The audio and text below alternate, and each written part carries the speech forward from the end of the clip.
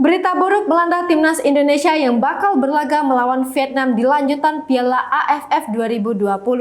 Elkan Bagot harus melakukan karantina dan absen dalam laga tersebut.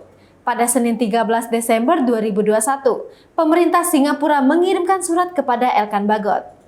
Dalam surat tersebut, diketahui bahwa alasan Elkan Bagot harus dikarantina karena berada dalam satu pesawat dengan penumpang yang terpapar COVID-19. Akibat keputusan itu, Elkan Bagot kemungkinan besar harus absen ketika melawan Vietnam pada laga ketiga grup B Piala AFF 2020. Pasalnya, Elkan Bagot setidaknya harus menjalani karantina selama 5 hari. Tentu, ini menjadi sebuah kerugian bagi timnas Indonesia. Pasalnya, laga melawan Vietnam merupakan laga yang krusial. Timnas Indonesia butuh kemenangan untuk memastikan diri lolos ke babak selanjutnya. Menanggapi situasi yang terjadi, kekecewaan tak bisa disembunyikan sebagian pecinta sepak bola Indonesia. Bahkan, ribuan netizen Indonesia menggeruduk akun Instagram resmi AFF pada Selasa 14 Desember 2021. Netizen Indonesia meluapkan kekecewaannya karena Elkan Bagot harus absen akibat menjalani karantina.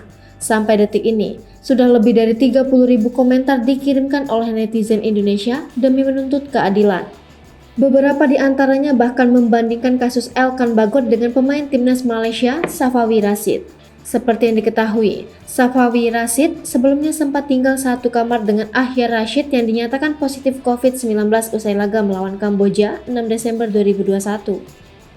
Akan tetapi, Safawi masih bisa bermain saat menghadapi Laos 9 Desember 2021. Tak hanya netizen Indonesia, kekecewaan juga dirasakan oleh Ketua Umum PSSI, Muhammad Iryawan.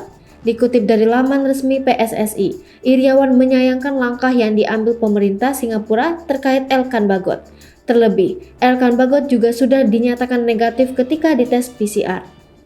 Hai pemirsa Sri Popo TV, jangan lupa komen, like, dan subscribe, serta tonton terus berita-berita terupdate lainnya